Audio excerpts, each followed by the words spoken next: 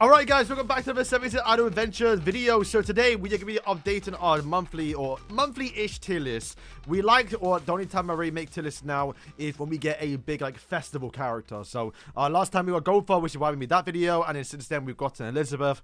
I am a little bit late towards the video than what I'd previously liked, so we have gotten rolled over a little bit towards Valenti. But still quite a few characters to the update here, move characters down and up. So let's just start with probably likely changes, and I think that is 100% moving on. One speed has fallen off quite a bit now. There is a lot more ways to get energy in the game, so he's not instant, must pick a little bit. And yeah, stat-wise, power creep's a thing, right? Like every new character coming out just has much better stats, much better AoE abilities. At the time, he was the only and best debuffer, but since then, and especially with like Valenti, for example, just any other character, you have better things to be doing, right? So we're gonna be moving down one speed, probably moving down Diane. I mean, I think at this point, once again, we just have more better characters. The only thing you're using the Diane for right now is literally Nana Boss. That is what she was made for, to be fair, so it's not like it's a bad thing. It's just, at the time, you know what, you could have used a little bit of DPS. She wasn't too bad, but we just had better things to be doing now. And with, only having 9 characters on one team, and a lot of them just being guaranteed Berserk Melee,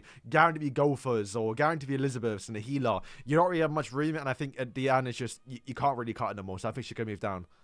King, probably not King. King has just been an absolute like beast when it comes to like AoE, light type damage dealing, and well, he might have been dethroned, but that still kind of moves him up a little bit. And yeah, I think that's probably likely about it. There's not much, because I guess to say most of the characters now are just really bad, and they get actually even worse as time goes on because the power creep's a thing. Granted, a lot of them you can get upwards to high deep levels and super awakened, so they can be a bit more usable. But like the middle tier is like these ones or the bottom. I mean, you could argue some can move up a little bit towards A tier. A tier right now is kind of just towards like Naho bosses and what you can use in Naho bosses. And if you're someone who's like starting the game a little bit, getting some of these characters are actually still pretty decent. Where the main ones you want to focus on is just a top 3 tier list. So first, all I have to say about this one, you can argue moving a lane up a little bit, but since she's come out, I've not really used her too much, even though I do know she's pretty decent, double AoEs, a little bit more usable, and obviously base defense part 2 as well if you want to use her. Not much green characters recently. If you look down here, we only have 1 green, and you don't even want a lane for her.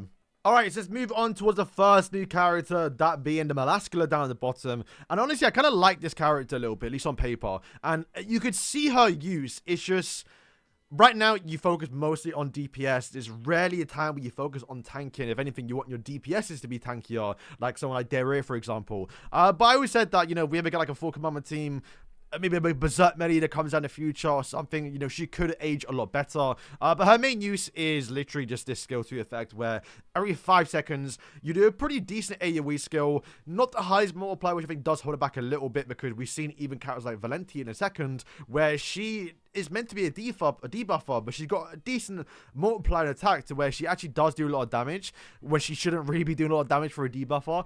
And in this right here, of course, you do heal. And it's okay, but with Elizabeth and the other Elizabeth right now in the game, you'd rather use those for healing. This, I think, will be more so towards the commandment team if we ever get one. But also the main thing is the Veil buff. So the Veil buff is the lowest HP target on your team or your ally is then going to get hit with the level 5 Veil buff, which is going to be the HP of her HP, which is I think it's kind of worse because if it was based off the actual tank HP, so like Drew, for example, you can probably deep out much easier, then his HP scaling will be a lot better because there's a lot going against his character. You want to give her HP so her shield is more scalable, but you also want to give her more attack because the heal is based off the attack. So it's kind of why I would have preferred if the Veil buff was based off the HP of the person you actually buff up, because then you can buff up your draw with max HP, which is going to make him more tankier because he's a tank character, you want him to have HP, and then also we're going to get the buff based on his HP. That would have made her so much better, and once again, still usable. You do notice the buff if you played on like Tower Trials a little bit. The draw does stay alive, to be fair. Like, it actually is decent. I just wish it could be better. And once again, it's more so for a commandment team, which currently isn't really a real thing right now. Trust, guys, we'll get a Salt Melee soon for like anniversary. And then ultimate is, I would say a little bit disappointed. Concentration, final attack, or final accuracy was meh. Like, this really could have been something better just to differentiate her from the old one a little bit, or just no one really cares about final attack on an ultimate move, right? Most characters like Gopher does it passively through just the passive skills. You don't have to waste an ultimate on it. But the decrease in 10 commandments cooldowns, once again, you want to use in 10 commandment team, can be decent, once again, if we had the team. So this is definitely a foundation for what's coming in the future. So for that reason, top at A tier probably. Once again, if we ever get more use out of her, because you have to actually bring a full command team in some contents, maybe get some new game modes or just stuff in the future, maybe you move her up towards S tier if we do get some good actual commandments. But right now, the only commandment you can see are usable is Esterosa, who, to be fair, you don't really care about. Like, you have to have a full commandment team essentially, right? And normally you just use either one Esterosa or use one Zeldris, maybe a Dariarian mixed in there, but not too much to say about this Melascula. Decent, but will probably age better. Escanor.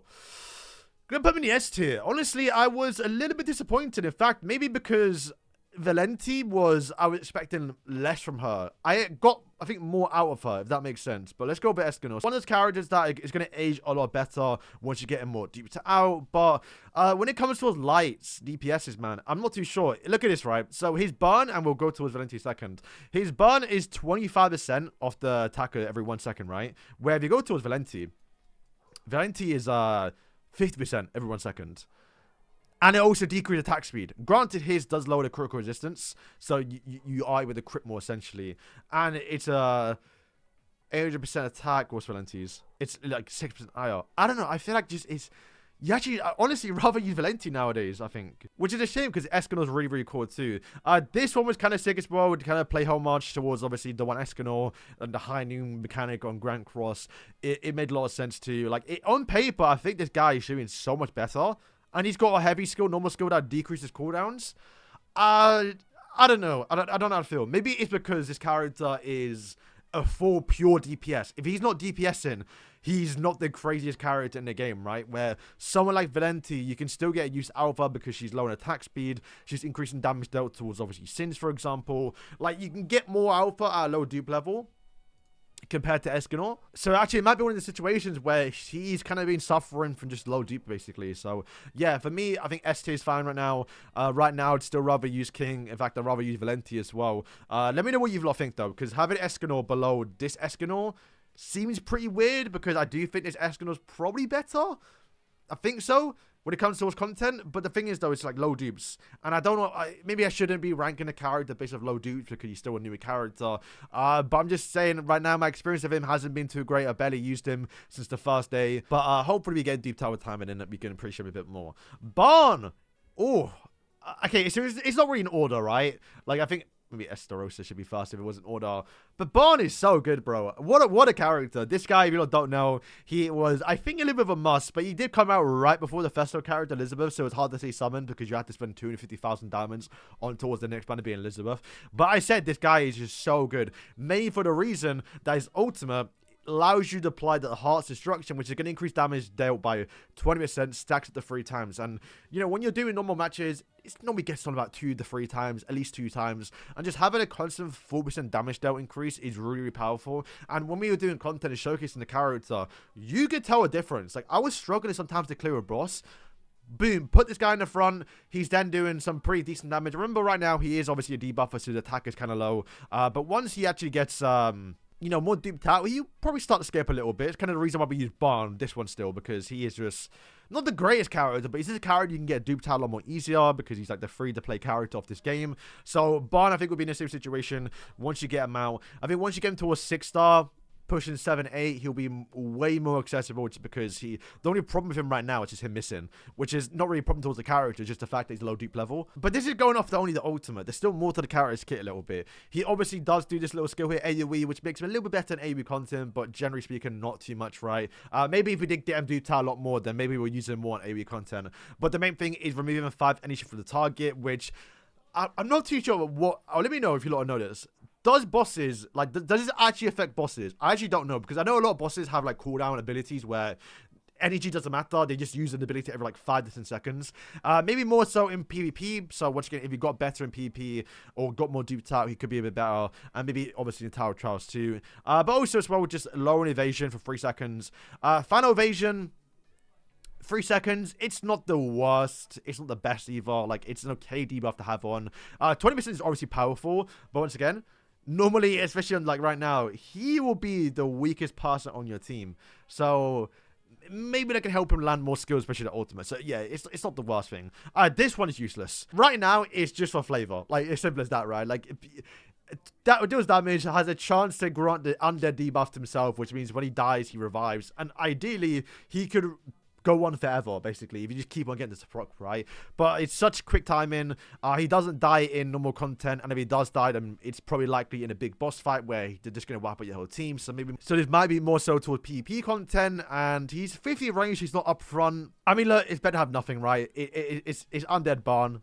It makes sense. So, yeah, I think SS, insane character. I literally use him. If you see my team right now, all my teams have him. He's a must include. Elizabeth might be, and they actually outright said it. I didn't make a dev note video on the Q&A 3, but they outright said, guys, I hope you don't notice this. We understand that getting characters duped out early on to where we have to land a successful attack to land ability is quite stressful for a lot of people because, well, as you saw earlier with Barn, not landing those skills on any DPS character is so detrimental towards the character because if they don't land the skills, they're not landing the debuffs and they're useless. Where they outright went out and said, no, this Elizabeth, we purposely made it so none of her skills, other than the normal skill, which to be fair is fine, all of her skills don't require things to land, which means you can get her at a really low dupe level, which is good because she's a festival character, so she's going to typically be at a low dupe level and use the character still.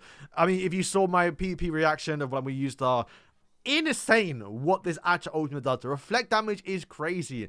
Granted, now everyone's got their own Elizabeth, so it's kind of like a mirror match. It's kind of like just gone back to where it was. But you notice a really, really big difference in PvP, especially like a power difference. If someone's like double your CC, you could still win just based off this because the reflect they're doing is based off their damage and not your damage, which is yeah, really, really cool. But yeah, Elizabeth, really good character. She revives herself, which is just, once again, she's in the backline. If she dies, it might be good at lower dupe level because, well, if you get hit by like 1 month speed or like a 1% melee, you end up dying. Then at least you'll be able to revive because you're a low dupe level. That's kind of nice. But normally, if she's dying, you probably lost the game.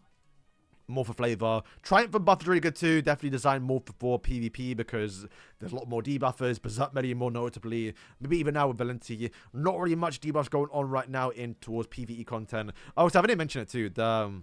This ultimate gives you energy back, right? Like, it restores energy, the one it basically uses. It's basically like a free ultimate, which is quite nice. It means you can put her early on, like, Tower Trials. And then she heals. Heals were actually impressive, considering that she scales with HP, which means you do want to give her HP potentials. Her, like, output, especially later on, could be kind of crazy. She was sometimes rivaling my actual Elizabeth right up here, who's, you know, super awakened now. Pretty much almost the best character she can be. Minus the extra attack she gets off Super Awakening. But like, she was rivaling sometimes.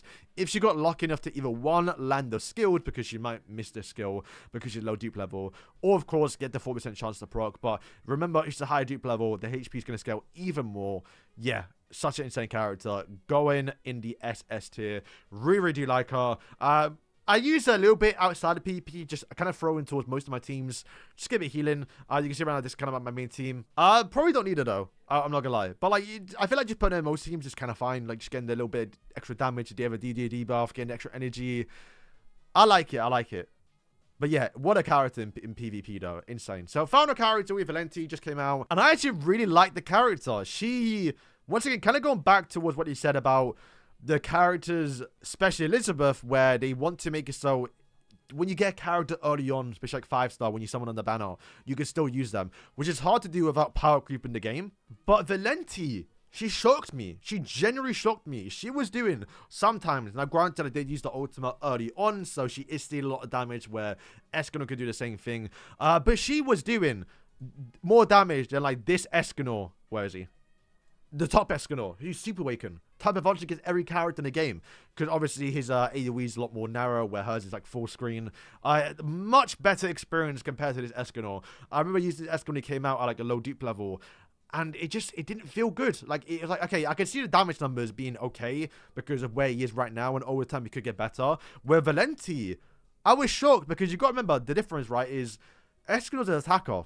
He's meant to be a DPS. Where this actual Valenti, you're kind of using it as a debuff are doing the AoE skill, who has pretty much the same multipliers and even the same attack, maybe even lower attack than Escanor, but for some reason she just hits that much harder. Also, mainly because her debuff as well is 50% of the caster's attack rather than Escanor being 25%, so you're getting extra damage over time as well, and you're getting attack speed low, which can be kind of decent. And then this one, the bind is there for more so Tower Trials. The AoE was nice. I think that's probably the bigger thing about the character, is that she constantly did AoE skills, and at least in PvP, you apply the Dark Matter towards the Sin character, you're now doing increased damage dealt by 15%, so your AoE does way more damage, your Berserk melee is doing more damage, and that's passively just by doing or using a PvP.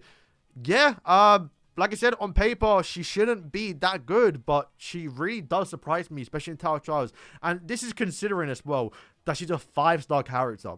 A lot of 5-star attackers nowadays almost aren't usable. Whenever I do a showcase, I have to get them at least to a 6-star, maybe even 7, to get them to be, okay, you can see the potential, and if you did them later on, they will be good. But this character was like, raw. For a 5-star, I'm shocked. So for that reason, going in the SS tier, definitely rather use her over Escanor, which is a shame because I actually like Escanor way more than I Valenti. I don't like Valenti. But yeah, guys, that is going to wrap up today's video. Like I did say, let me know what you think character placement should be. Do you think anyone should move up? Like I did say, most people below the S tier are genuinely irrelevant, and or more so just for nana bosses when you have to use them. But yeah, if you look at the newer characters, I mean, look, I know I say this every single time, but when a new character comes out, especially because we only get one every 2 weeks, they are meant to be good or have their use, right? Where it's been rare. If you look at like all the characters that come out, the only bad ones a little bit are like these 3 right here, which are one more so for knighthood. Like Diana's literally only a knighthood boss, that's literally only user for her. This Derriere, at the moment, you only use it for base defense, which is fine. That's literally probably what she was made for. And in Melascula, like I did say, it's kind of these two together as well. Would probably go better with a full commandment team, which is not like a full best crazy team right now. So once again, if we ever get like a new commandment melee, assault melee, I'm telling you, it'll pop up a little bit. But yeah, generally speaking, everyone's really good, so you're always going to high tier. They got to make the next character better than the last one, so they're going to scale. And Berserk Melee, still Berserk Melee, best character in the game. So yeah, guys, thank you for watching this video, and yeah, thank you for watching, and peace.